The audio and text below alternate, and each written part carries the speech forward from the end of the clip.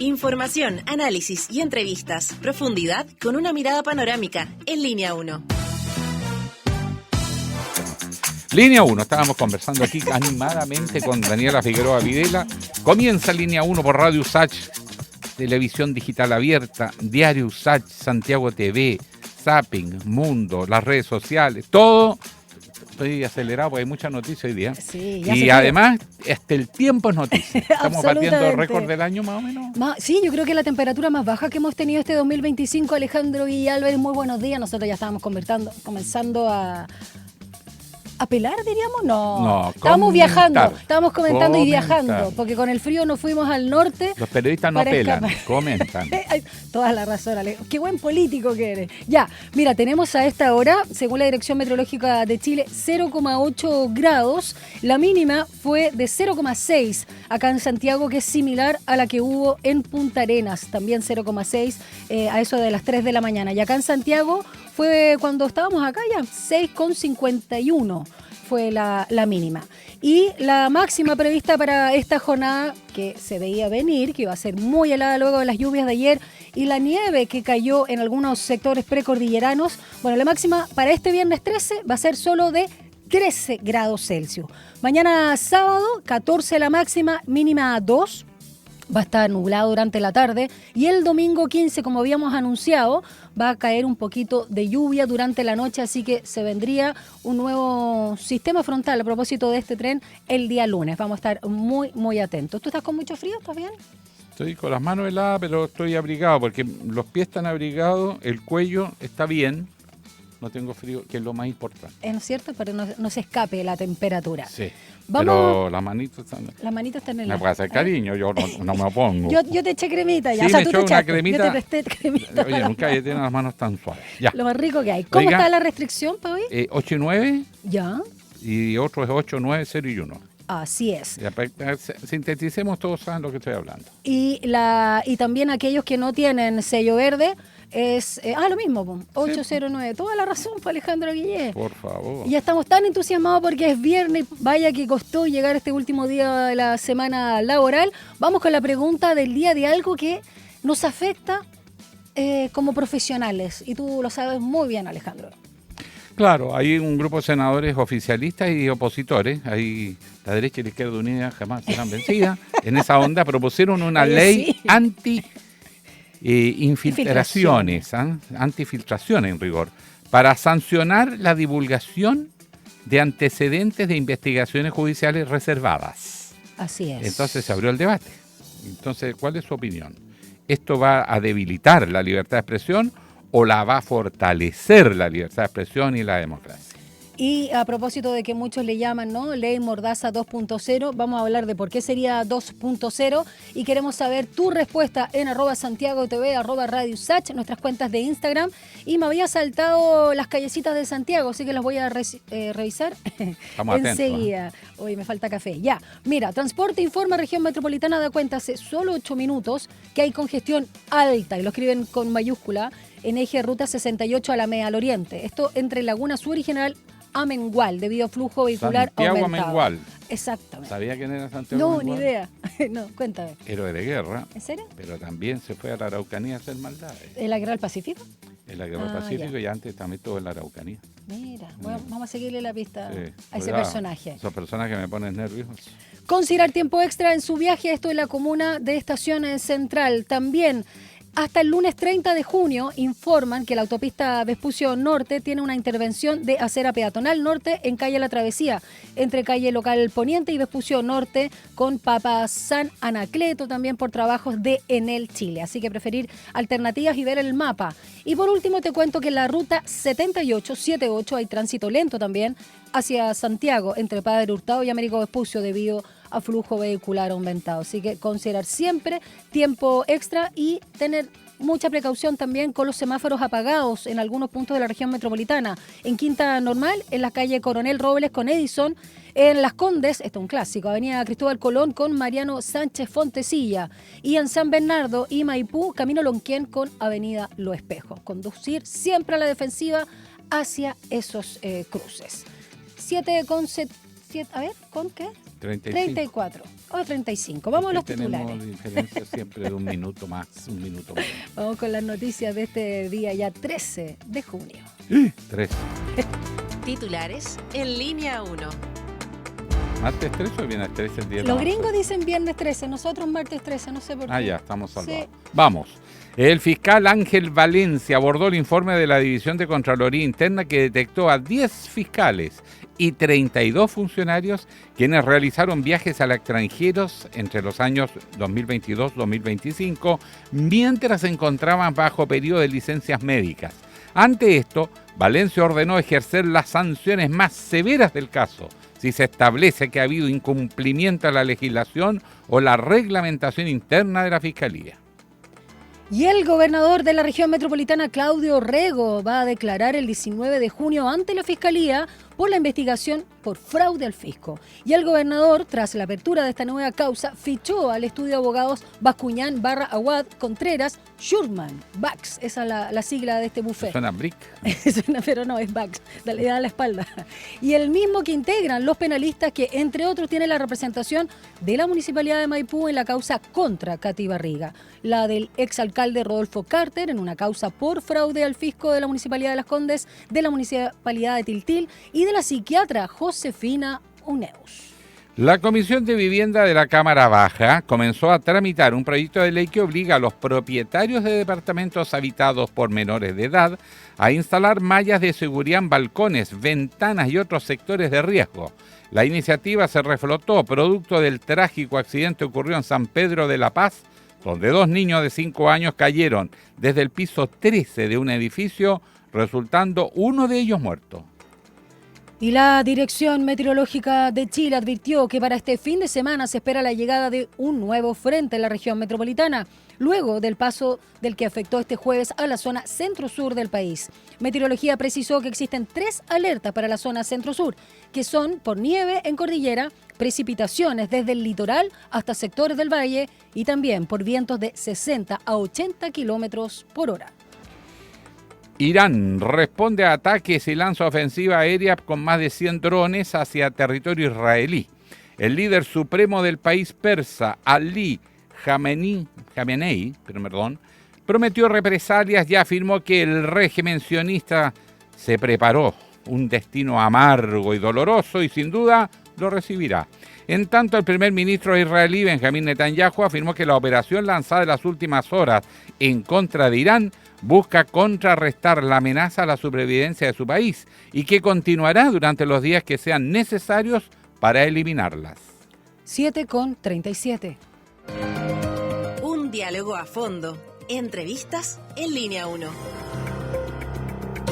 Y en el marco del Plan Nacional de Búsqueda, el gobierno entregó por primera vez a familiares de víctimas de desaparición forzada y ejecución política durante la dictadura de Pinochet las carpetas de calificación. Estos documentos, elaborados por la Comisión Rettig, habían sido reservados hasta ahora, por lo que su entrega marca un hito en el acceso a la verdad y la memoria. Sobre este tema y otros, ¿con quién vamos a conversar? Con el ministro de Justicia y Derechos Humanos, Jaime Gajardo. Ministro, muy buenos días. Buenos días, ministro. Muy buenos días a ustedes. Muchas gracias por la invitación a su programa. No, nosotros estamos muy agradecidos. Y por favor, ministro, primero explíquenos qué es esto de las carpetas de calificación. ¿Qué es lo que contienen, en definitiva? Sí. Bueno, tal como decía Daniela en la presentación, en el marco del Plan Nacional de Búsqueda, que tiene como dentro de su objetivo ayudar a la reparación y a la memoria de las violaciones a los derechos humanos que se cometieron durante la dictadura militar. Las carpetas contienen toda la información que entregaron los familiares, pero además también toda la información que recopiló tanto la Comisión Nacional de Verdad y Reconciliación como la Corporación Nacional de Reparación y Reconciliación, más conocida como la Comisión Rettig, de las personas que calificó como víctimas de desaparición forzada durante la dictadura militar. Estas carpetas se encontraban en el Museo de la Memoria, en el marco del Plan Nacional de Búsqueda. Esas carpetas se reunieron, se les dio una unidad documental, se digitalizaron y nunca habían sido puestas a disposición de los mismos familiares que fueron los que entregaron la gran mayoría de la información que está ahí. Entonces, en un acto de reparación que ha sido muy agradecido por los familiares, nosotros el día lunes, en una reunión del Comité de Seguimiento y Participación, el presidente de la República le entregó esto a los familiares que forman parte del Comité de Seguimiento y Participación. Y se abrió el proceso de entrega para el resto de los familiares que se inscriban en la página web, que es plannacionaldebúsqueda.cl, y ya en los pocos días que llevamos desde que se abrió la inscripción tenemos más de 300 personas que están solicitando que les podamos entregar las carpetas a sus familiares. Ministro, estas carpetas que han sido muy valoradas, como usted señala, justamente por las familias. Gaby Rivera, presidenta de la agrupación de familiares detenidos desaparecidos, dijo que, está la vida de nuestros familiares, está nuestra historia, la vida de 50 años, y es un gesto de memoria, de compromiso de humanidad respecto a los familiares. Lo mismo hizo Alicia Lira, presidenta de la agrupación de familiares de ejecutados políticos. Hay una valoración, por supuesto, enorme, pero quiero detenerme porque más allá de los antecedentes personales, testimonios o documentos administrativos, informes periciales, quiero saber de qué se tratan las resoluciones de calificación, si nos puede explicar. Claro, en su momento lo que hizo la Comisión RETIC fue determinar que estas personas efectivamente habían sido detenidas desaparecidas en el marco de la dictadura militar, que habían sido víctimas de ese delito, habían sido víctimas en muchos de los casos también de detenciones ilegales, de torturas y posteriormente de desaparición forzada. Entonces, lo que hacen las carpetas es reunir toda esa información que es fundamental. El Plan Nacional de Búsqueda tiene un objetivo que es determinar las trayectorias de las personas detenidas desaparecidas y tratar de conocer los patrones macrocriminales que utilizó la dictadura para cometer estos crímenes horrendos, que son los crímenes más horrendos que tenemos en la historia de nuestro país.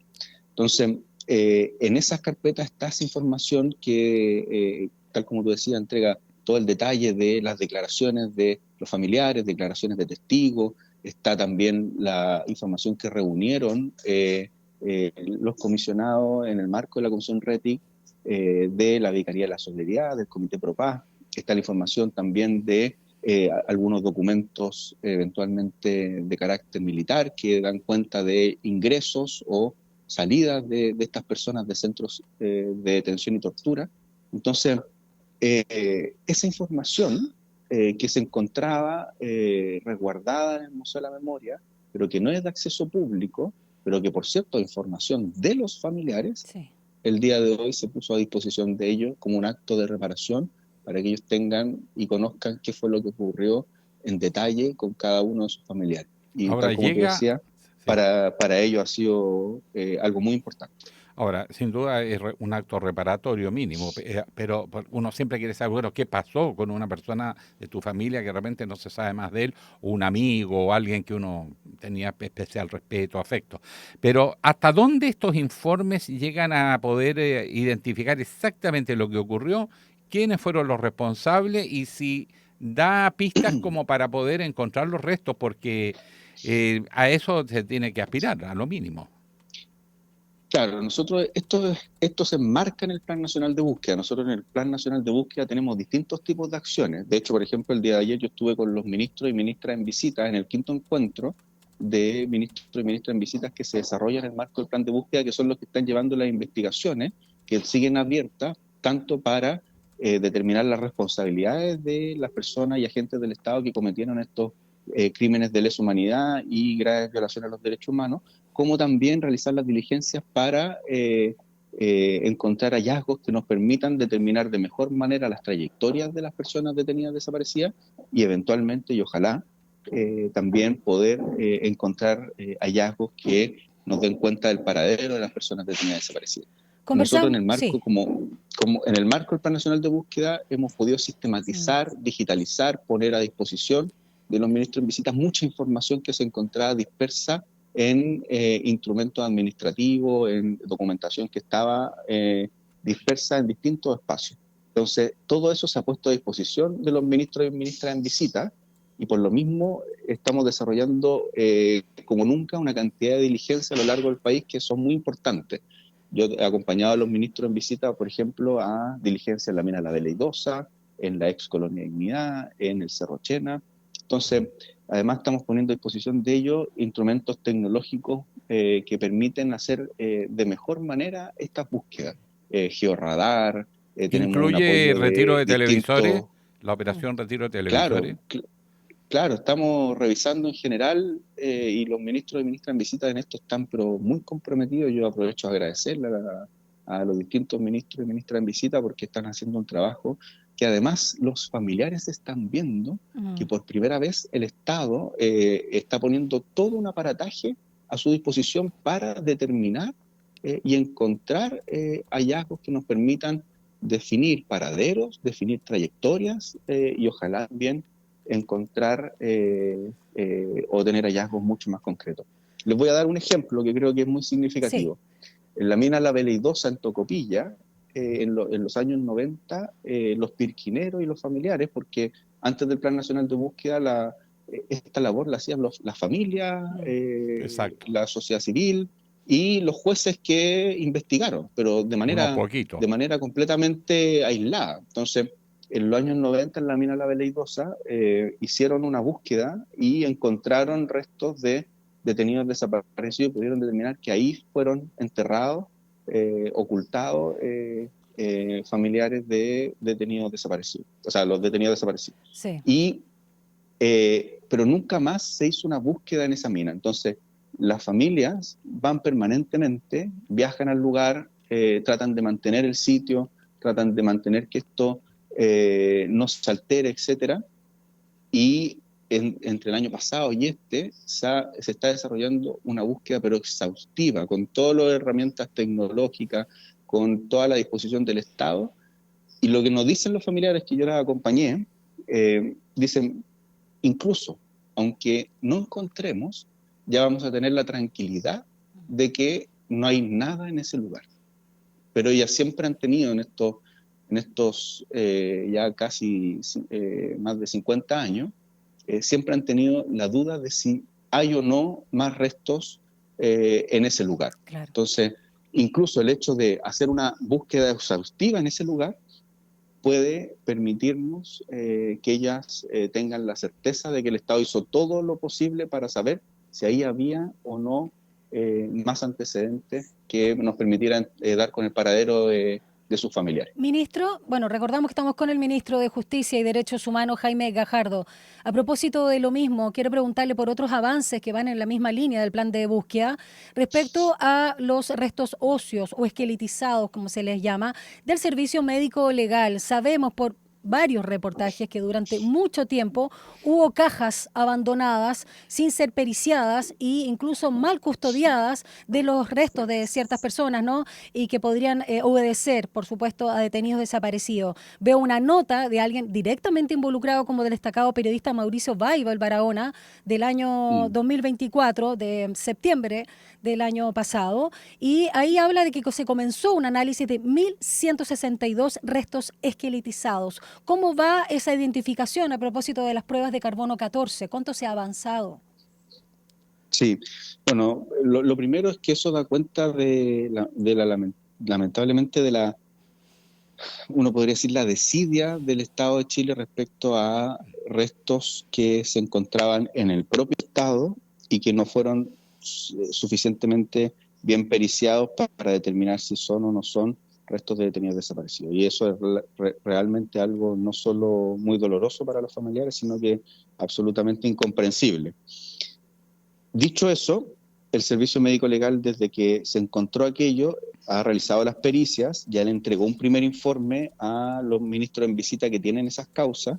Por ahora, lo que yo le puedo decir, porque esto hay que liberar esta información una vez que los ministros en visita cierren ese tema, y lo que yo le puedo decir por ahora es que no se encontraron nuevas identificaciones o pertenecen a restos que no son humanos o pertenecen a restos de víctimas ya calificadas, ¿ya? Ministro, pero por ahora no hay nuevas identificaciones.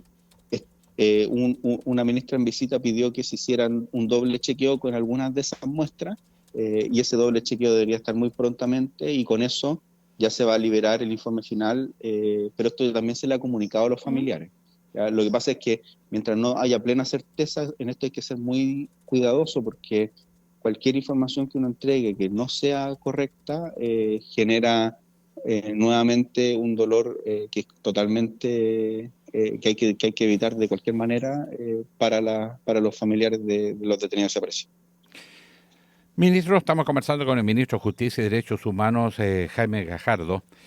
Quiero alcanzar a comentar otro tema que también está causando bastante debate y que se refiere a un proyecto de ley transversal, senadores de oposición y oficialismo, que pretenden sancionar, incluso con penas de cárcel, la filtración de información, lo cual está en la legislación, pero también la difusión. Y los medios de comunicación y los periodistas han interpretado esto como un intento de una suerte de ley mordaza.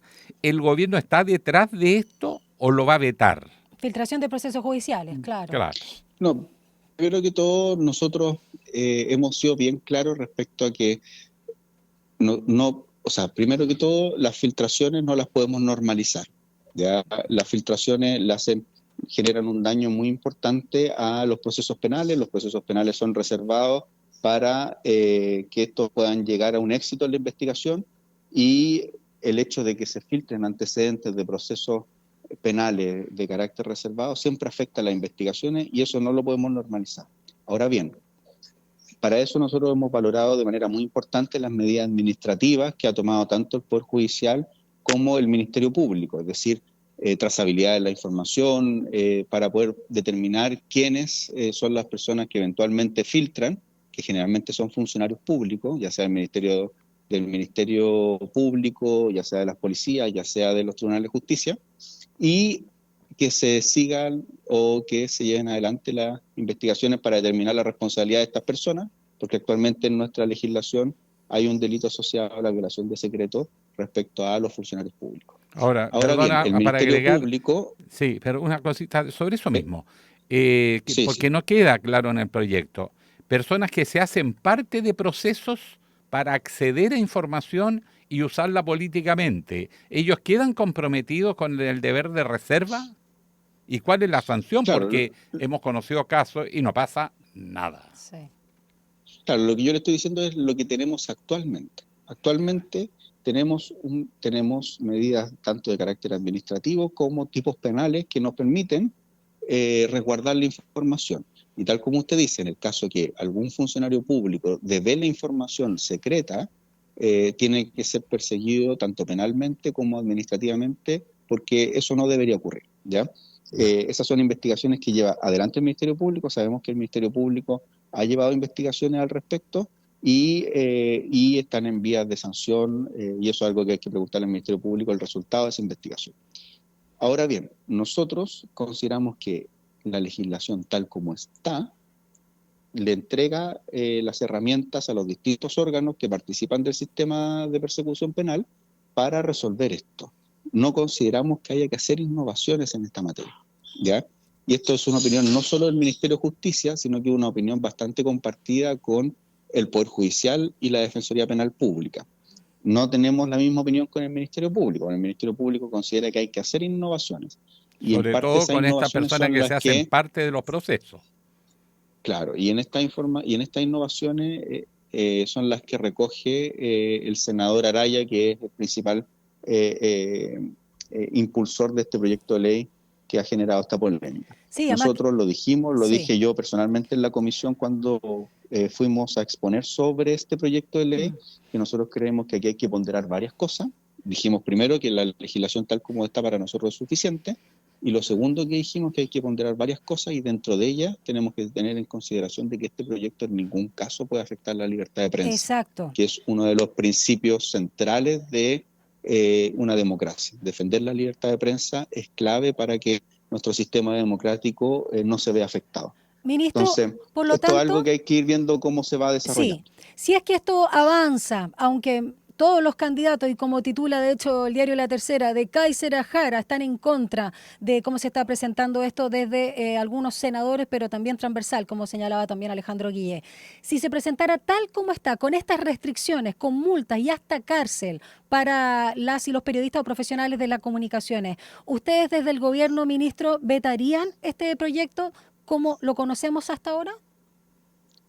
Yo entiendo su pregunta, pero en general no me gusta referirme a cosas Especular. hipotéticas, porque, claro, porque mire, recién se presentó, ni siquiera se ha votado en general, es decir, todavía ni siquiera se aprueba la idea de legislar, están recién en las exposiciones generales, los proyectos sabemos cómo se presentan, pero en el trámite legislativo, que es largo y tiene muchas etapas, van cambiando, entonces en esto yo creo que hay que ser prudente. Hay una idea que se presentó, nosotros creemos que hay que ponderar tanto el debido proceso, el derecho a la defensa, como la libertad de prensa. Entendemos que tenemos un problema actualmente con las filtraciones y hay que enfrentar ese problema. Creemos que con la legislación que tenemos es suficiente, pero por cierto estamos abiertos a revisar cualquier innovación que pueda ser importante, resguardando la libertad de prensa, resguardando el derecho a la debida defensa, resguardando el debido proceso.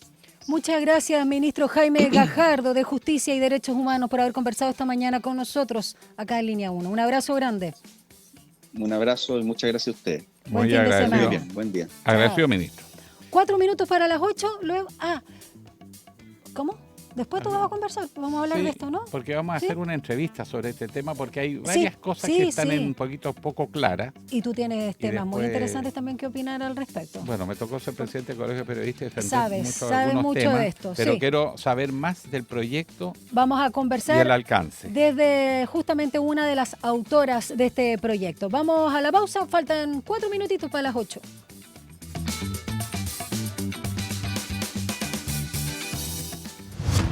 Una breve pausa y ya regresa Línea 1.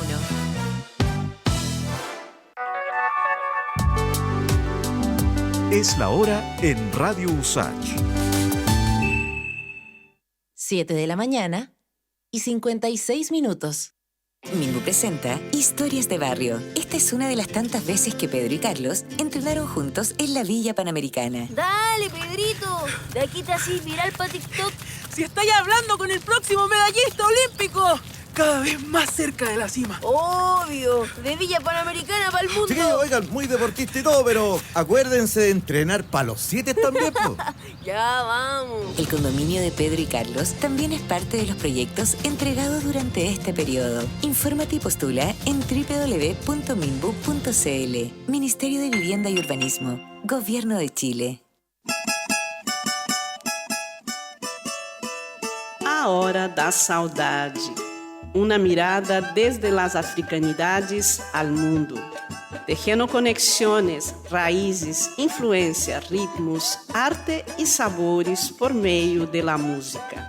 Sumérgete en este emocionante, vibrante y diverso viaje intercultural de la 94.5 Radio USACH. A Hora da Saudade, junto a Eugenia Dos Santos. Capítulos estreno miércoles a las 5 de la tarde y los sábados a las 19 horas. Nueva temporada, nuevas voces. La comunidad estudiantil usachina llega recargada en un nuevo ciclo de protagonistas. Todos los domingos de 18 a 20 horas en Radio USACH. Intereses, pasiones y lo que mueve a las y los estudiantes en un formato lúdico. Protagonistas, nuevas voces, está de regreso.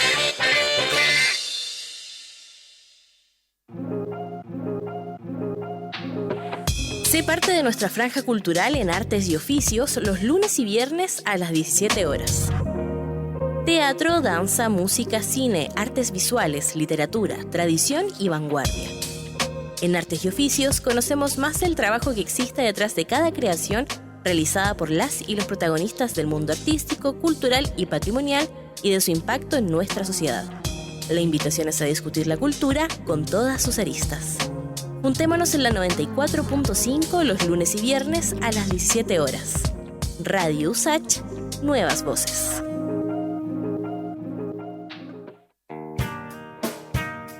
Cada domingo a la 1 de la tarde, una reunión imperdible con esas melodías y canciones que dejaron una huella en nuestras vidas. No quiero soñar 1000 veces más. Nada se pierde, todo se transforma. Te invitamos a viajar en el tiempo por los más diversos ritmos y géneros musicales junto a Ecos del Ayer, música para recordar. Ecos del Ayer. No lo olvides, Ecos del Ayer, cada domingo a la 1 de la tarde por Radio Usach. Nuevas voces.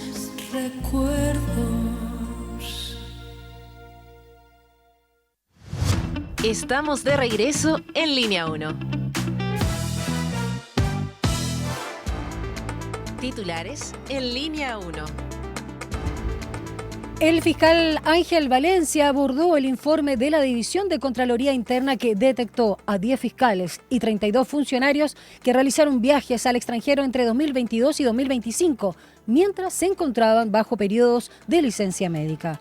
Ante esto, el fiscal nacional ordenó ejercer las sanciones más severas del caso si se establece que ha habido incumplimiento a la legislación o reglamentación interna de la Fiscalía. El gobernador de la región metropolitana, Claudio Rego, va a declarar el 19 de junio ante la Fiscalía en investigación por fraude al fisco.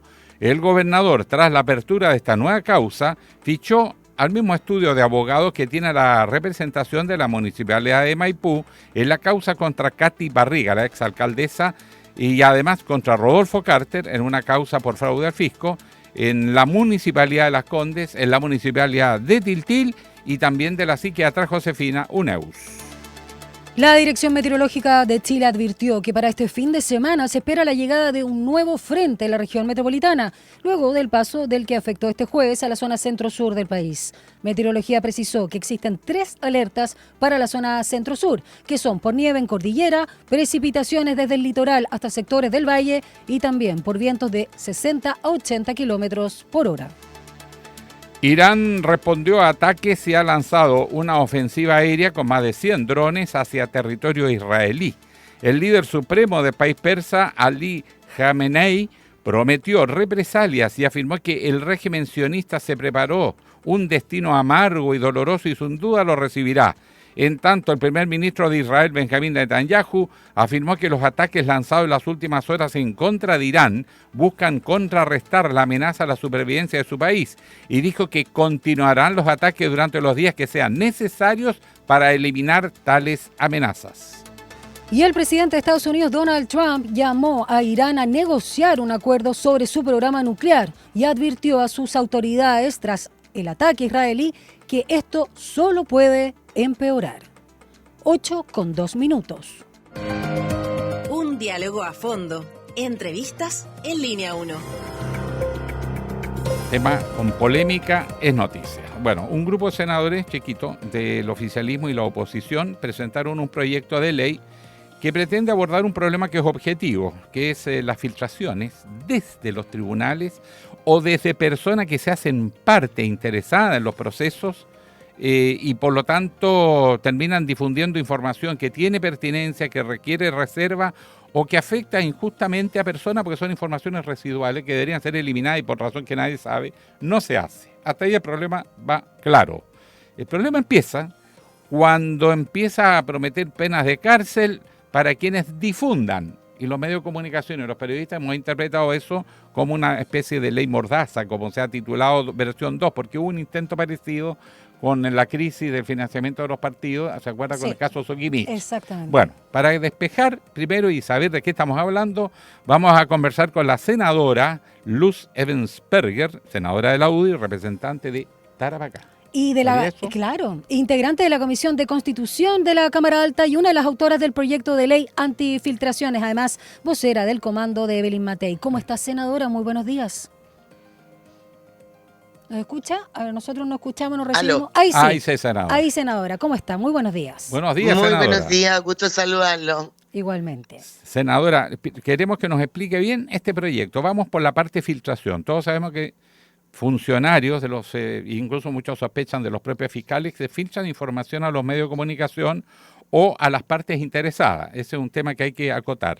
Lo que no está acotado es aquellos que se hacen parte de los procesos y según el fiscal son ellos los que filtran, porque tienen una intencionalidad cuando se hacen parte de los procesos claro. que va más allá del caso mismo.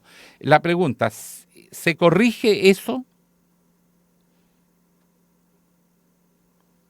A ver, hacer el proyecto. Sí, sí. El proyecto, ¿no es cierto?, busca, primero, como usted bien señalaba, Aló, tengo mucho ruido entre medio. Vamos a pedir, senadora, no se preocupe, para que la escuchemos fluidamente. Vamos a pedir la reconexión para que no haya eco, para que usted no tenga ruido y nos pueda explicar justamente en qué consiste este proyecto de ley que, como decía Alejandro Guillet, tiene a representantes también del oficialismo dentro de la autoría.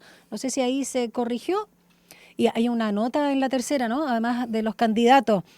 Dice, de Kaiser a Jara, Alejandro, candidatos presidenciales en contra de, comillas, Ley Mordaza 2.0, impulsada por estos senadores, como tú señalabas, y lo decíamos también, Pedro Araya, del PPD, lo decía el ministro Gajardo, Luz Evansberger, que está con nosotros, Paulina Núñez, Luciano Cruzcoque y Alfonso de Urresti, del Partido Socialista, son los autores que buscan modificar el Código Procesal Penal. Senadora, ahora sí. Ya, ahí sí. Ahí Muchas gracias. Mire, yo creo que ha quedado bastante claro, primero, partir por lo que eventualmente creen que le afecta a la prensa. Esto no está destinado a la prensa tiene una ley, ustedes lo saben muy bien, y esa ley no se toca y no se modifica. Aquí existe la libertad de informar, la libertad de expresión, y eso es una garantía constitucional que mal podría ser modificado por una ley. Acá lo que busca este proyecto es sancionar primero al funcionario, llámese Ministerio Público, llámese, ¿no es cierto?, los tribunales, al funcionario que teniendo el deber de reserva filtra algo. Y en segundo lugar, tiene por objetivo también sancionar a aquellos que intervienen en el proceso. Y por lo tanto, lo primero que parte haciendo el proyecto es limitar quiénes son los que pueden querellarse. Y dice que solo puede querellarse aquel que demuestre un interés legítimo en la causa. Para, ¿no es cierto?, que hoy día han habido casos de personas que se querellan solo para tener acceso a la información y luego difundirla. En segundo lugar, se crean efectivamente, como bien señalan ustedes, ciertos tipos penales para aquellos que incumplen este deber. En tercer lugar, se amplía el proceso o el periodo en que el proceso y la investigación es reservada y secreta. Porque en el fondo, ¿por qué se busca evitar las filtraciones durante este periodo? Porque muchas veces con estas filtraciones lo que se hace es, ¿no es cierto?, afectar la debida investigación del proceso, dando a conocer hechos que son reservados porque necesitan ser reservados para que los fiscales puedan investigar adecuadamente y no entregar información que pueda hacer que las personas involucradas, los imputados que están siendo investigados, puedan preconstituir pruebas, puedan prepararse para lo que viene, en fin. Y cuarto, el último punto que hace es, cuando se tenga acceso a mucha información de una persona que está siendo investigada, el fiscal debe separar todo aquello que de verdad importa a la causa y ponerlo en el proceso y luego formar un cuaderno separado con toda aquella información residual que no tiene nada que ver con el proceso. Y esa va a ser permanentemente reservada. Se va a formar, sí, una especie de índice con lo que ahí hay para que si alguna de las partes intervinientes cree que hay algo que se ha sacado que debe estar en el proceso, pueda, con autorización del juez, incluirse en el proceso. Eso es lo que hace este proyecto. Nosotros en la primera sesión se aclaró que esto no afectaba a la prensa. Estamos partiendo recién su estudio en general y obviamente viene toda la discusión en particular más adelante, en que si es necesario que se ponga expresamente para que todo el mundo se quede tranquilo, se hará. Yo personalmente creo profundamente en la libertad y mal habría firmado un proyecto que tratara de acallar a la prensa, porque además la prensa no es la que filtra, la prensa recibe una información y está protegida en la ley por esa información que recibe. Una frase, perdón, que viene por lo menos en el primer boletín que se conoció. que va con este punto. Dice, el que de cualquier modo entregare, informare, difundiere o divulgare información estará sujeto a pena de presidio sin especificar, dice la prensa, límites o excepciones expresas en el texto para el ejercicio del periodismo. Queda la sensación que está muy abierto. ¿Eso se puede mejorar? Está abierto. Sí, absolutamente. Alejandro, usted conoce muy bien el procedimiento. Estamos recién en el estudio en general, que es la idea de legislar sobre el tema filtraciones.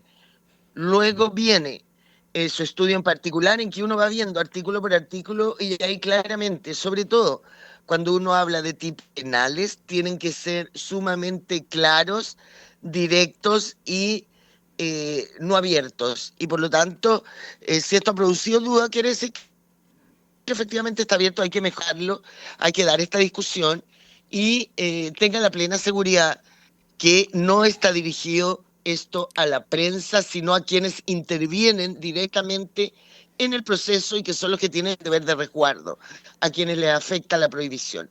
Y eso lo vamos a mejorar para que quede claro que es el objetivo, porque al menos yo en esas condiciones firmé el proyecto y me preocuparé de que quede así de claro. ¿Hubo entonces una mala interpretación o un temor, digamos, adelantado de alguna manera de creer que era una ley mordaza, senadora? Porque salieron muchas voces, entre ellos, por supuesto, los candidatos, las y los candidatos a la presidencia y la propia Evelyn Matei, ¿no?, que señaló siempre se debe garantizar la libertad de prensa, información y expresión, y dijo no es aceptable que abogados, fiscales u otros funcionarios divulguen información confidencial a la que tienen acceso. Por supuesto, está en la misma línea de lo que usted ha señalado y que incluso lo que dice el proyecto de ley hasta las líneas que ahora conocemos. ¿Hubo una sobrereacción a su juicio? Probablemente porque es un tema sumamente sensible, ¿no es cierto? El querer acallar por medio de la ley la libertad de informar o de expresión a mí me parece extremadamente grave.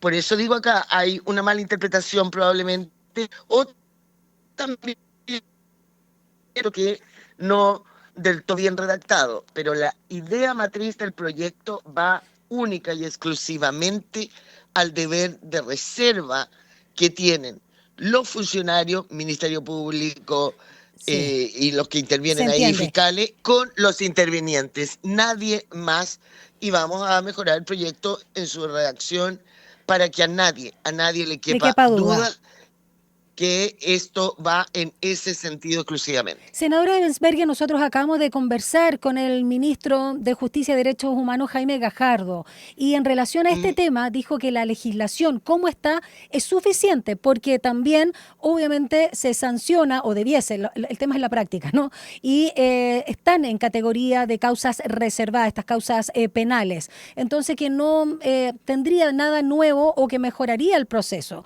¿Qué se le puede responder? No solo a él, sino a la situación actual, y qué podría ayudar en la práctica, sobre todo el proyecto que ustedes están elaborando desde el Senado para que no se produzcan las filtraciones. A lo mejor son las sanciones, el hecho de que sean más efectivas, que sean reales.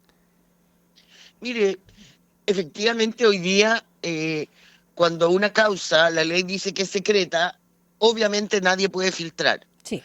Pero claramente también no es suficiente, porque estamos viendo el nivel de filtraciones que hay y que eso, yo creo en el poder de la transparencia y que la gente y toda la ciudadanía tiene el derecho a conocer la verdad, sobre todo sobre aquellas causas que producen interés público. Pero debe hacerse sin que ello intervenga en el buen resultado del proceso penal. Y por eso nuestra ley establece que hay periodos que son reservados y secretos, que hoy día, como bien dice el ministro, existe, pero no se cumplen. Y con esto nadie asegura que efectivamente se paren en completo las filtraciones, pero claramente es un desincentivo a que sigan haciéndose el elevar a la calidad de delito el filtrar algo durante el periodo que es secreta la investigación. Senadora, queda más claro el proyecto, por eso que es interesante conversarlo. Pero también quiero preguntarle, porque usted es vocera del comando de Evelyn Matei, ¿no? Las encuestas dicen Ajá. que Kast se está picando ahí, y caballo, ¿cómo es? Alcanzado, caballo ganado, Sí, todas esas sí, cosas. esa es la expresión. ¿Cómo? Y que Evelyn, no sabemos si es Evelyn o Matei, está muy nerviosa. ¿Quién está nerviosa, Evelyn o Matei? ¿Y por qué? Bueno, yo creo que Evelyn Matei es una candidata extraordinaria que tiene el liderazgo, las capacidades, el conocimiento, la experiencia, y lo ha demostrado, para poder ser una gran presidenta de Chile. Las encuestas son el reflejo, y usted lo sabe muy bien, de un momento que producen y entregan una información que es importante, que hay que analizarla, que hay que tomarla, y que un día, ¿no es cierto?, tú puedes estar mejor o peor, pero esa información que te entregan te permite mejorar. La campaña o pre-campaña está recién comenzando, si bien esto viene ya hace mucho tiempo, pero yo no tengo ninguna duda que Evelyn Matei va a seguir subiendo la encuesta. Ella está empezando, ¿no es cierto?, con este recorrido por Chile, se está trabajando en un extraordinario programa de gobierno que ella va a empezar a dar a conocer, va, como bien señalaba recién, a recorrer todas y cada una de las regiones, llegando con su mensaje y con lo que quiere hacer el día que resulta electa presidenta a cada uno de los rincones de Chile. Y eso va a verse reflejado en la encuesta. Así que no, vuelvo a decir, a nosotros las encuestas encontramos, o yo considero que las encuestas, si bien entregan información muy útil, son el reflejo de un minuto. Hoy día está empatado, ayer ganaba, mañana puede incluso bajar un punto más o subir 4. Creo que hay que... no puede una encuesta o no puedes tú tener una campaña reaccionando cada vez solamente a la encuesta. Vuelvo a decir, es buena la información, hay que utilizarla, hay que mejorar, pero hay que seguir con las estrategias y el plan de campaña que se tiene para salir adelante. Muchísimas gracias, senadora Luz Ebensberger, sobre todo también por explicarnos en detalle el espíritu y la propuesta de esta llamada ley antifiltraciones, que ha generado mucha polémica porque se ha interpretado como una ley Mordaza 2.0. Que le vaya muy bien, que tenga lindo fin de semana. Igualmente, muy buen día. Buen día, Chao, chao. buen día, senadora. Un saludo muy especial. 8 ya con 17 minutos. Vamos a revisar si subió o no la temperatura, Alejandro. Que acá está rico, ¿viste? No te vendí En el Irán aire. está subiendo, no le digo cómo, en Israel, Medio Oriente. Esa temperatura esa guerra, es terrible, infernal. Es una temperatura va infernal. escalando y nadie le Ya pone vamos a coto. conversar de eso, mientras te cuento que no sube mucho la temperatura acá en Santiago, porque 3 tenemos... grados. No, 0,9. A ver, espérate, voy a hacer un refresh. Bueno, sí, los últimos reportes de la actualización acá en la página de Dirección Meteorológica de Chile, 0,9. Uy. Muy helado, yo me río nomás. Por supuesto, 100% de humedad, está despejado, rico igual. Ayer, ¿viste cuando paró la lluvia y se abrió el cielo? Maravilloso. Pero duró nada, pero fue Y hoy precioso. día, en la mañana, Estaba yo me la levanto luna y miro de maravillosa. frente la cordillera. Sí. Cielo despejado, algunas nubes dando vueltas que le ponen color. ¿Viste alguna estrella y o no? blanco. Sí, Ah, pero ¿sí? preciosa. Qué lindo. Y se veía la cordillera maravillosa.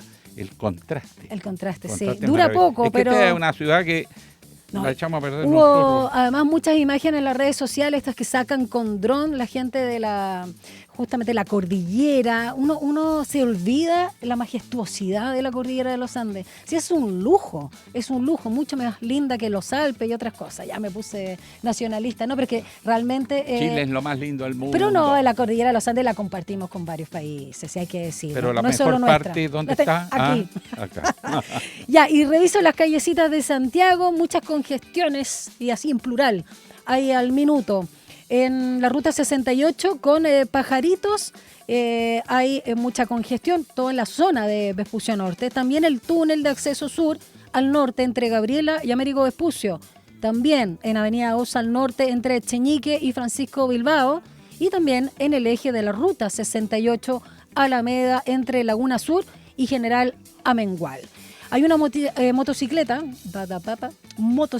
detenida en pista izquierda al poniente, esto es sector Quilín, en la comuna de Macul. Así que utilizar también la pista derecha o central en Vespucio Sur. Dicho eso, vamos con una conversación muy importante en el ámbito internacional. Son las 8:19. Un diálogo a fondo. Entrevistas en Línea 1. El presidente Trump advirtió la posibilidad de un conflicto masivo en el Medio Oriente que podría ocurrir pronto, mientras los organismos internacionales tratan de desescalar el conflicto ya abierto entre Israel e Irán. Hubo bombardeos masivos a distintos puntos de territorio de Irán por parte de aviones de combate y misiles de Israel. Y por otro lado, y ya hubo respuesta de Teherán. Irán mandó, claro, drones con menos precisión, para ser sincero, pero que igual van generando un clima que según Trump podría llevar a un conflicto masivo. Vamos a sincerar las cosas, hablemos con los que saben. El profesor Guillermo Holzman, que se encuentra en línea con nosotros. ¿Cómo está, Guillermo? Muy buenos días, profesor. ¿Qué tal, Alejandro, Daniela? Un agrado saludarles. Hola, Guillermo. Entremos a materia. ¿Cuán grave es lo que está pasando al atacar Israel ya abiertamente y además diciendo que va a continuar a Irán? De 1 a 10, 7. Es un ataque de parte de Irán que está dentro de lo que está dentro, decía, de lo que definió efectivamente Israel como objetivo. Recordemos que después del ataque de Hamas, Israel definió 7 objetivos, que esto tenía que ver con Hezbollah, tenía que ver con Yemen, tenía que ver con Siria, obviamente con eliminar a Hamas de Gaza, cosa que está en proceso, y también definía como enemigo a Irán, que es el ataque que está haciendo ahora. Está completando el ciclo que ya había comprometido para poder responder al ataque de Hamas. Yo diría, eso es lo primero. Lo segundo, Netanyahu viene saliendo de un intento de disolución del Parlamento israelí que fracasó. En consecuencia, digamos, este ataque le permite a Netanyahu mantener el estado de guerra y concentrar el poder en Israel, digamos, que sería el segundo elemento. El tercero es que los objetivos del ataque israelí son las capacidades nucleares que tiene Irán, incluyendo sus capacidades militares, y de ahí el hecho de que se reconozca que se ha eliminado a científicos como al jefe de Estado Mayor iraní, son noticias importantes, y ahora estamos en el proceso de la respuesta de Irán con enfrentamientos aéreos donde han sido derribados aviones iraníes. No hay información, por lo menos yo no la tengo, de qué cosa ha pasado con las capacidades israelíes, pero el tema está en este minuto en una lenta pero sostenida escalada. Ahora, el presidente de Estados Unidos ha dicho que Estados Unidos no está metido en esto, pero que hay el riesgo de un conflicto masivo en el Medio Oriente y que podría ocurrir pronto. Por lo tanto, tácitamente la sensación que instala es que Estados Unidos está detrás, pero no quiere aparecer con protagonismo. Y además la reacción de las Naciones Unidas es bien débil porque habla evitar que escale. Se te están bombardeando, ¿qué quieren? Efectivamente, Naciones Unidas hace una declaración más bien para poder decir que está presente y pendiente del problema, pero lo que sabemos es que Israel, hasta que no cumpla su objetivo de destrucción de capacidades sensibles y estratégicas de Irán para la producción de uranio, no va a cesar el ataque a pesar de la respuesta que haga Irán. Y es ahí justamente donde está el riesgo de escalamiento de la situación en Medio Oriente en general. Recordemos que Siria está inestable, Líbano y Hezbollah, si bien es cierto, están neutralizados, mantienen capacidades importantes. Entonces, acá puede darse una hipótesis en términos de que varios países se unan para atacar a Israel. Entre medio, la distribución de petróleo se va a ver afectada porque va a estar bajo ataque también el estrecho de Hormuz. En consecuencia, y eso ya se ve en el mercado, la tendencia al alza del petróleo. El petróleo y cae el cobre, además. Sí. Guillermo, quiero preguntarte a propósito de las razones, motivos o argumentos que da Israel para este ataque, que dice que tiene relación con su supervivencia, ¿no? Y que incluso, dijo Netanyahu, esto podría continuar en los próximos días, porque este operativo que tiene un nombre como la Operación León Naciente es justamente para contrarrestar esta amenaza que tú señalabas, iraní, por el tema nuclear. O sea, esto podría continuar hasta que no se sientan amenazados una vez más el gobierno, para no decir Israel, el gobierno de Netanyahu. Efectivamente, Netanyahu definió los enemigos en diciembre del año antepasado, estaba hablando de diciembre del año 2023. Ahí definió los 7 objetivos y lo ha repetido en distintas ocasiones, e Irán es el último de ellos. En consecuencia, este ataque israelí es una decisión de Netanyahu que la explica en virtud del aumento de las capacidades nucleares de Irán, y eso pone en riesgo la sobrevivencia de Israel, que es el argumento con el cual Netanyahu ha gobernado en estado de excepción, en estado de guerra en Israel. Netanyahu decide este ataque, que va en curso, pero sabemos cómo empieza, pero no necesariamente cómo termina. Irán ha empezado a desplegar sus reservas de uranio en otros lugares. Irán está respondiendo con drones y con capacidades aéreas, y lo propio está haciendo en los ataques a Israel. A esta hora se espera cuál es la posición de Arabia Saudita, se espera cuál es la posición de Qatar y Emiratos Árabes Unidos. Recordemos que Irán es chiita, para verlo en la lógica político-religiosa en Medio Oriente. Arabia Saudita es sunita, así Arabia Saudita podría dejar que Israel a Irán, pero eso tiene un límite en términos de lo que significa la instalación de Israel en todo Medio Oriente. Sí, ahora, bueno, Arabia Saudita es un país muy poderoso y bien ambivalente, bien extraño, ¿no? Porque sacó ya una declaración donde condena, pero no pasa de la declaración. La misma retórica tienen los europeos, y ni hablar de Estados Unidos, que ya uno casi piensa que está detrás. En este escenario, sin embargo, hay que reconocer que Irán y sus aliados están bastante debilitados. A lo mejor es el momento para Israel para pegarle y terminar de destruirlo antes que se transforme en potencia nuclear. ¿Tan desesperada sería la situación de Israel como para hacer un todo o nada? Yo creo que la situación de Israel depende de la desesperación de Netanyahu. Netanyahu estuvo enfrentando esta semana un intento de poder disolver el Parlamento, con lo cual su mandato de primer ministro estaba en riesgo. En consecuencia, en la medida en que mantenga un estado de guerra, él se mantiene en el poder. También, hablando de debilitamiento, y también Netanyahu actúa con mayor grado de libertad en virtud del debilitamiento de la posición interna que tiene Donald Trump en Estados Unidos. No solamente por las protestas, sino que también por las dificultades para sacar adelante su proyecto presupuestario estrella. Y a su vez también la situación de Medio Oriente coopera también al fortalecimiento de Rusia, quien le deja mayor espacio para atacar a Ucrania antes de sentarse eventualmente a una mesa de negociación.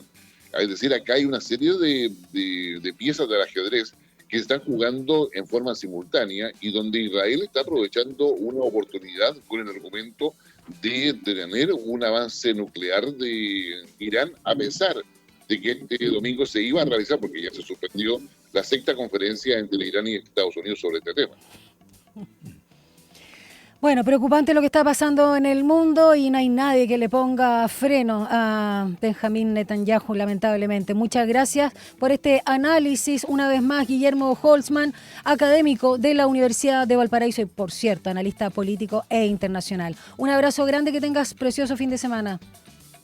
Igualmente para ustedes, Daniel, Alejandro, un gran abrazo. Un gran abrazo. Profesor. Chao. 8:28. Preocupante todo esto, ¿no? Mira, preocupante por varias razones, porque tanto torear, de repente se puede esto perder el control y se arma una guerra que Israel la va a ganar porque tiene el respaldo de Europa y de Estados Unidos, son todas potencias nucleares. Irán está en proceso de fabricar, por lo tanto, para muchos extremistas de Israel es el momento de pegarle y tratar de destruir el régimen. Pero la apuesta es muy grande, porque todo esto genera un odio en todos estos pueblos, que aunque estén debilitados, que aunque incluso le destruyan toda capacidad militar, el encono, la rabia y el odio es eterno. Y por lo tanto es una apuesta que a la larga se vuelca contra Israel, porque lo hace inviable. Sí. Ningún país, además, no olviden, la gente que vive en territorio que hoy día reivindica Israel, es toda el área. Por lo tanto, hay un proyecto incluso que toca Siria, que toca Jordania. Jordania lo han cuidado, pero por lo menos el Líbano, etcétera. Es un proyecto de ambiciones muy generales, y no tenemos precisión hasta dónde está dispuesto a llegar Netanyahu. Lo otro es que Netanyahu ha demostrado que usa el poder para beneficiarse, un estilo Trump.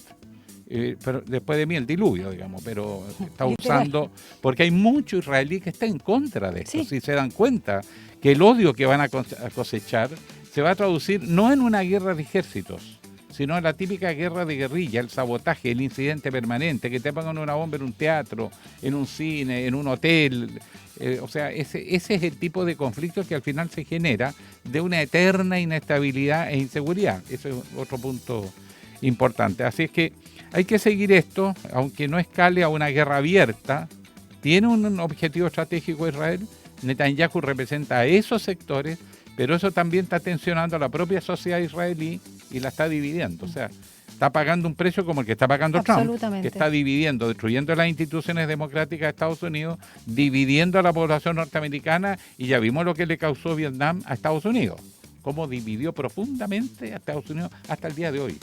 Entonces, atentos a los acontecimientos, esto puede escalar y es bien peligroso. 8:30, vamos a una pausa. Regresamos con más contenidos acá en Línea 1.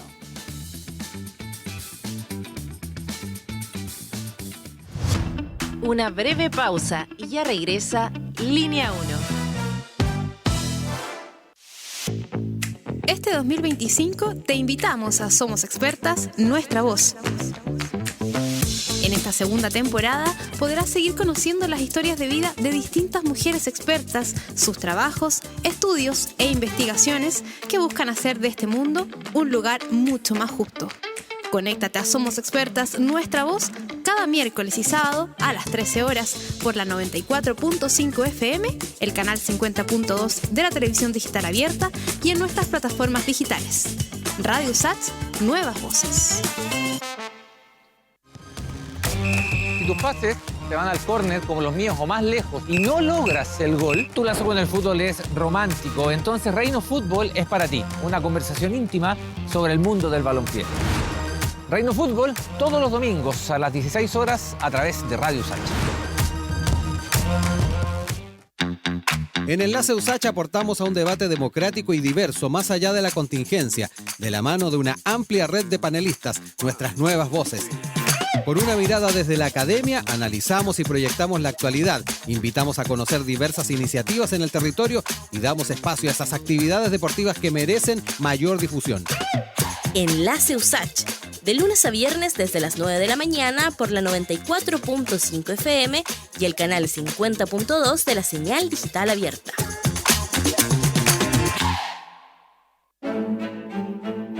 Extensión Usach, Aula Records y Radio Usach presentan Notas de Colección, un recorrido por el repertorio universal de la música de tradición escrita, desde las obras y grabaciones más célebres de la historia hasta aquellos tesoros escondidos que guardan nuestros archivos. Martes y jueves a las 21 horas te invitamos a Notas de Colección, un aporte de Extensión Usach, Aula Records y Radio Usach. Nuevas voces.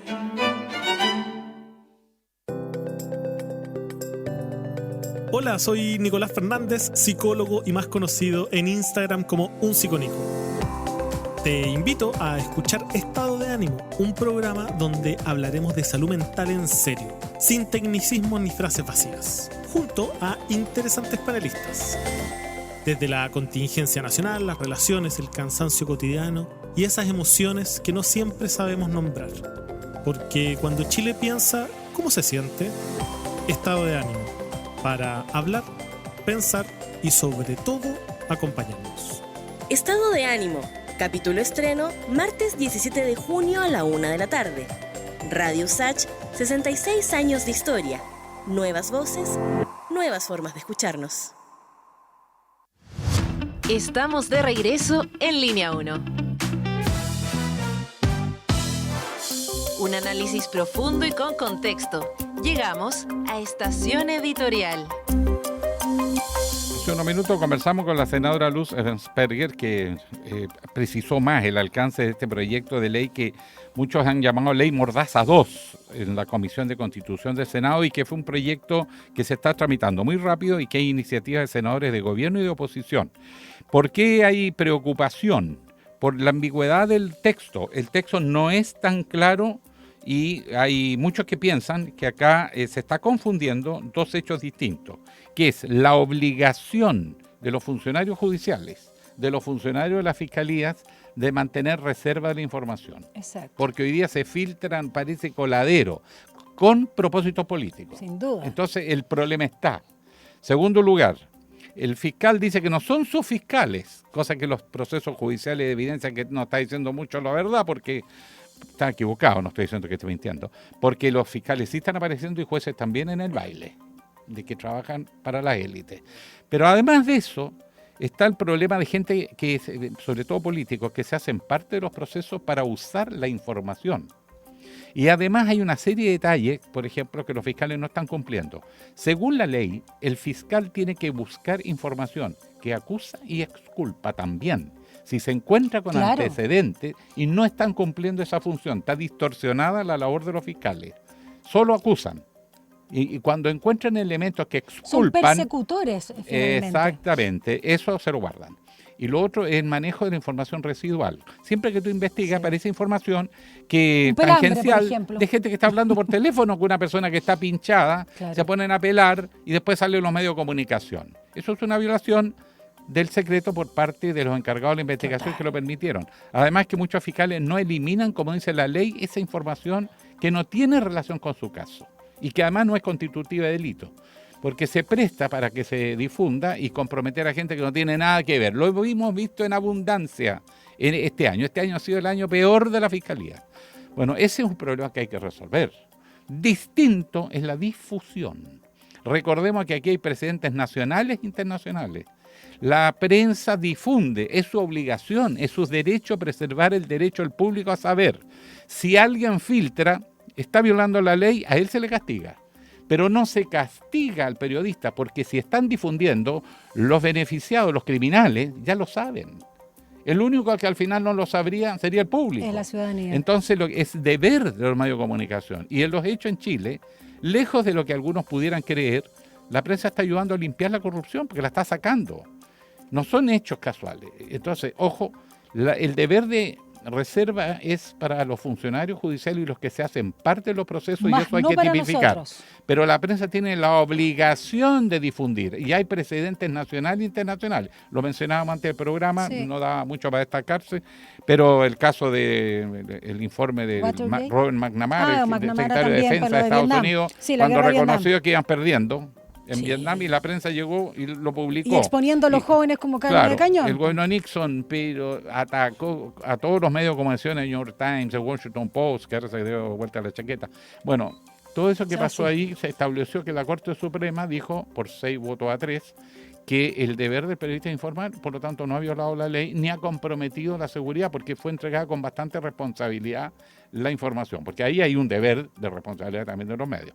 Y por lo tanto ese precedente también está en Chile, pero la parte de filtración es donde hay que atacar. Y esto es muy ambiguo, porque se lo leía a la senadora, le dije, mira lo que dice el texto, y después ella dice, claro, que había que mejorarlo. El que de cualquier modo entregar, informar, difundir o divulgar información estará sujeto a penas de presidio sin especificar ningún límite o excepción para este caso. Hay un artículo para variar en el mostrador, me gusta el mostrador, que está muy bien abordado el tema.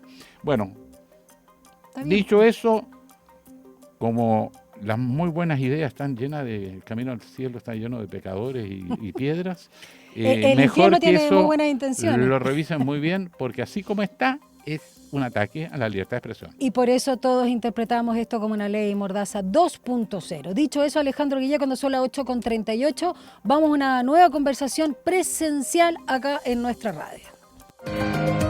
Un diálogo a fondo. Entrevistas en Línea 1.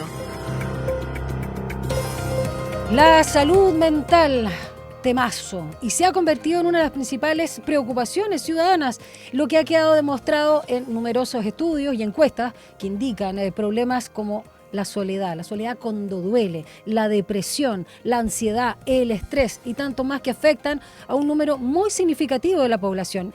Y el estudio Monitor de Servicios de Salud de Ipsos 2024 reveló que en Chile la salud mental es identificada como el principal problema de salud por un 69% de las personas consultadas. Y de ahí la licencia médica. También, a todo esto, ¿no? Si vamos a hablar de eso. Y el reciente termómetro de salud mental de la ATS con la UC estableció que 1 de cada 4 personas entre 30 y 39 años, donde está dentro de ese mundo target etario nuestro invitado, acá en Chile se siente sola. Ni hablar los viejitos. Ni hablar los viejos. Vamos a conversar y está aquí presente Nicolás Fernández, psicólogo e influencer conocido como @unpsiconico, autor de Esta depresión no es tu culpa. Estuvimos hablando 2023, finales de 2023 sobre este tema, y conductor del nuevo programa de nuestra radio que se estrena el martes 17 de junio entre las 13 y 14 horas, Estado de Ánimo, en vivo acá por Radio Usach. Bienvenido, colega, ¿no?, de radio, Nicolás Fernández, o Nico simplemente. ¿Cómo está ahí?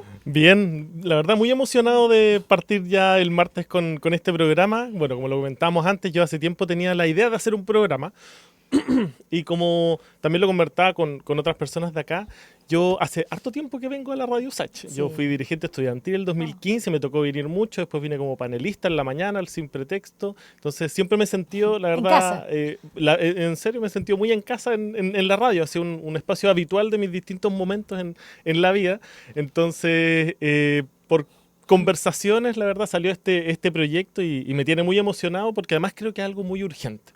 Y la visión que tiene la radio también me parece que es una visión que se alinea a cómo yo creo que hay que hablar de salud mental. Sí, eso es interesante, porque en Chile los problemas se abordan como si fueran siempre problemas individuales. Exacto. Por ejemplo, una violación no es un problema social, es un problema de que un sujeto que no se identifica, viola a una mujer que se identifica con detalle, no sé por qué, y sobre todo con descripción de cómo abusan de ella, y se queda ahí la noticia, cuando esto es un tema que tiene que ver con contexto histórico, cultural, social, etcétera.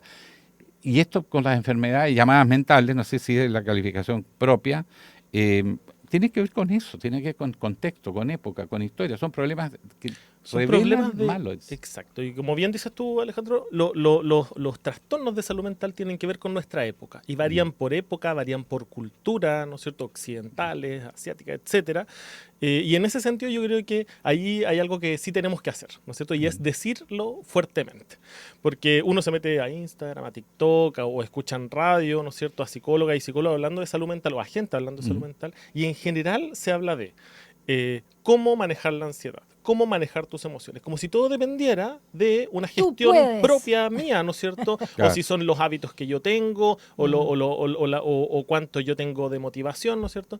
Y yo creo que eso es un enfoque muy errado, ¿no es cierto? El tipo manual de 10, manual de autoayuda. Antes, autoayuda. 10 estrategias para ser un genio. Exacto. Y la gente se lo compra. O 5 formas de poder superar tu depresión. Claro. Cuando vemos, ¿no es cierto?, a personas que tienen depresión, por ejemplo, estar endeudado hoy día aumenta las probabilidades de poder sufrir una depresión. El desempleo. El desempleo. El endeudamiento. La soledad, cuando hablábamos de personas mayores, por ejemplo. Los índices de suicidio, los más altos, son de hombres mayores de 65 años. Los más altos. Sobre todo cuando se pone la viejita y queda solo. Absolutamente. Y además que, bueno, es la vida, ¿no es cierto? Y la soledad, uno la ve, bueno, por soledad por temas de redes, pero también por pensiones, por ejemplo. O sea, las pensiones tienen un componente de salud mental absolutamente trascendente, ¿no es cierto? Entonces, no es que el hombre mayor no sepa gestionar sus emociones, sino que no tiene condiciones de vida para que su vida valga la pena ser vivida. Y yo creo que ese enfoque es importante cuando hablamos de Nico, y por lo mismo, para que sigas explayando, me parece muy interesante tu enfoque, porque a propósito de la soledad, ya sea en un estrato de gente joven o también en adultos mayores, esta soledad se ve intensificada no solo por la falta de red próxima, familia, amistades, qué sé yo, sino por la desidia que hay en la sociedad, ¿no? La falta de integración, la inclusión, que el Estado con algunos subsidios te ayude, yo no te veo, yo te niego, yo miro para el lado. Sí, absolutamente. Estamos en un momento en donde las relaciones son muy líquidas, son muy efímeras, ¿no es cierto? Y ahí yo creo que sostener relaciones, sostener amistades, sostener parejas, sostener familia, sostener relaciones de trabajo sanas, ¿no es cierto? ¿No es cierto? Es algo... Nosotros somos amigos, somos súper amigos. Sí, súper. No vi eso en la pausa. Yo. No, en fin. Somos intensos. No, así nos queremos. En el fondo nos queremos. Pues me alumbra cómo lo hay aquí. Sí, aunque no se acuerde de mí. Soy culpable. No, de verdad. Y qué raro, ¿ah? Sí, hablaba harto yo también en la universidad. Sí. ¿En serio? Ya, perdón. Pero Nico, no me acordaba. sigamos. Ahora me estoy recordando y... Parece que sí. Sostener esas Sí, esas relaciones redes. es algo que yo encuentro fundamental. Y que yo creo que, por ejemplo, los psicólogos, cuando hablamos de salud mental, yo diría el 50% de lo que tenemos que hablar es precisamente de las redes que uno tiene, ¿no es cierto? No de cómo gestiono yo mis temas, que sin duda es importante y son herramientas que uno necesita. Pero al final yo creo que el foco está puesto en la comunidad. Y es por eso el nombre buenísimo, estado de ánimo. Porque intenté hacer un juego un poco con Estado Nacional, ¿no es cierto? Un poco así como de decir, vamos a hablar del ánimo, de la salud mental, pero vamos a hablar desde el contexto. Es el mood también. Sí, ¿no? absolutamente. Es el mood que llaman los jóvenes. Oye, pero una consulta, tú has estudiado esos temas, así que uno está recién entrando nomás. ¿Es en nuestro tiempo o en todas las épocas existió eso, pero no se diagnosticaba? No, o sea, hay dolores por épocas, ¿no es cierto? Y eso sí se puede ver a nivel social y también se ve a nivel de culturas, ¿no es cierto? Sí.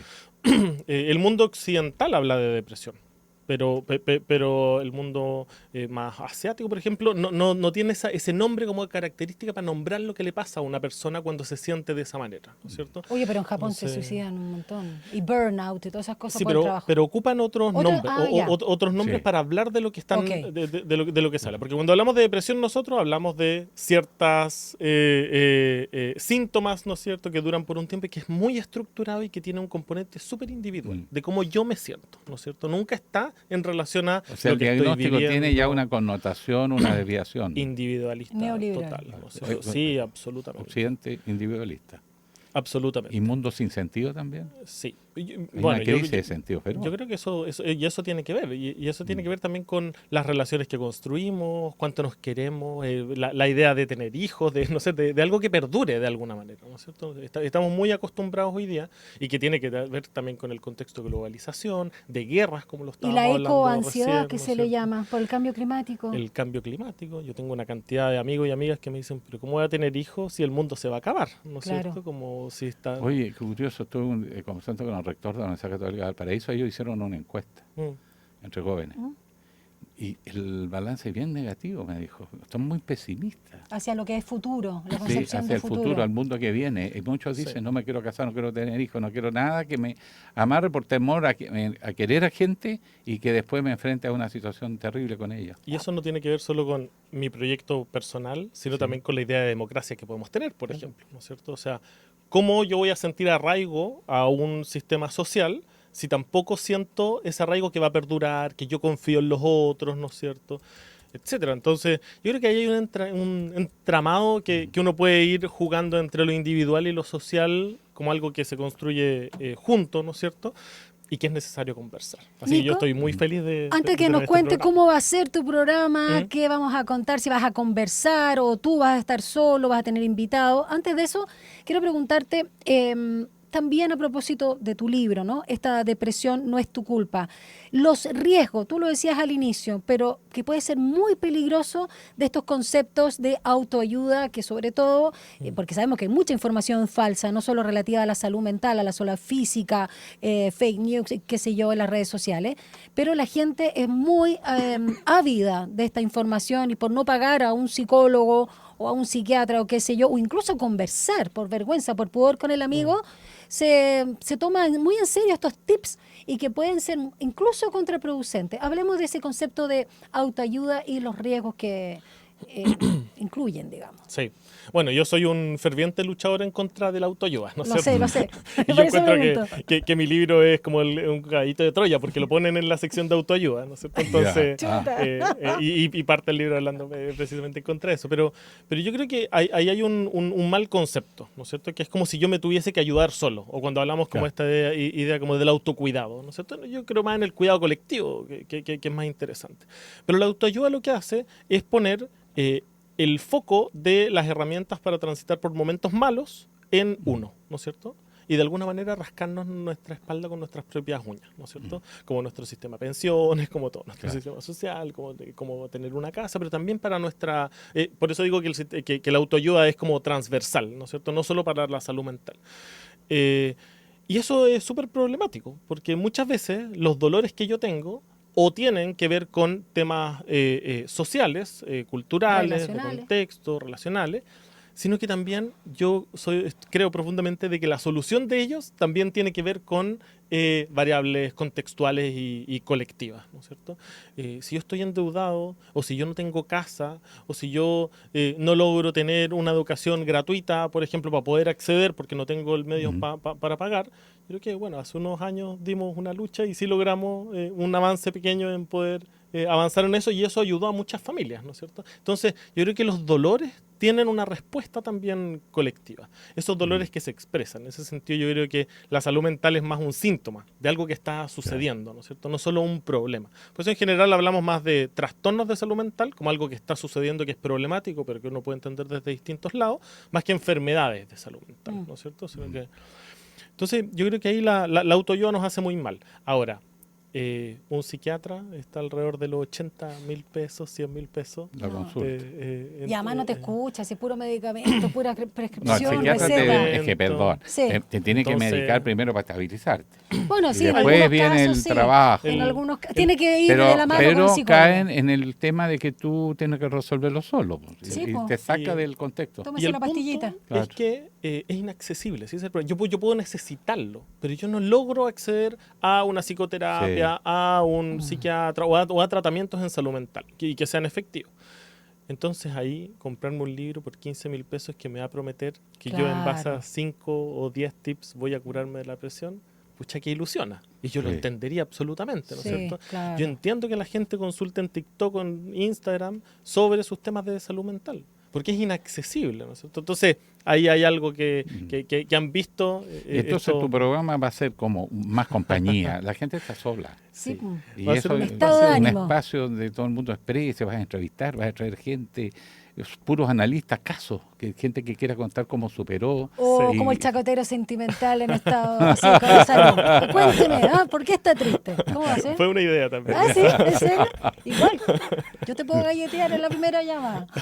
Sí, estaría bastante bien. Yo- Vamos a probarlo. Me puede analizar también, estoy disponible, siempre No. cooperando. Casos complejos. ¿no? No, no tiene Periodista y salida. político, cuasi presidente de la República. Cuasi, Guille casi. Casi. Claro. A propósito de eso, pucha que te hice campaña yo. Se le Mira agradece. lo que está maestro. saliendo aquí. ¿Ah, sí? Intentémoslo de nuevo, ¿Tú eres total, de la para cómo campaña está de esto. Guille? Sí, Mira. pucha que hice campaña. ¿Por qué? Se le Ah, agradece. no. No, Oye. oye, antes de eso, ya Oye. que diste el tema, ¿crees que lo ha hecho bien el presidente Boric al poner, a lo mejor quedan muchas cosas pendientes a nivel de política pública, pero a poner en el debate, en el discurso, en la cuenta pública, en todos sus mensajes, cadena nacional, el tema de la salud mental? ¿Lo ha hecho bien en ese sentido? Sí, absolutamente.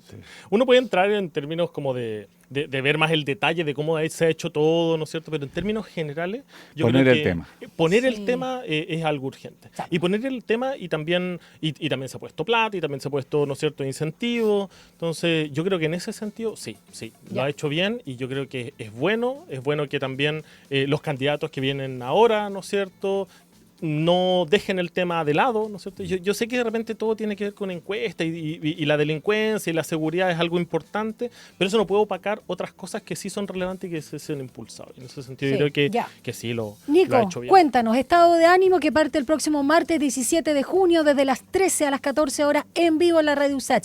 ¿Qué nos vas a ofrecer, Caserito? Voy a ofrecer un espacio de compañía, de hablar de salud mental sin frases vacías. No nos vamos a centrar en lo que uno siente, nos vamos a centrar más en el colectivo, nos vamos a centrar en lo que estamos viviendo día a día, ¿no es cierto?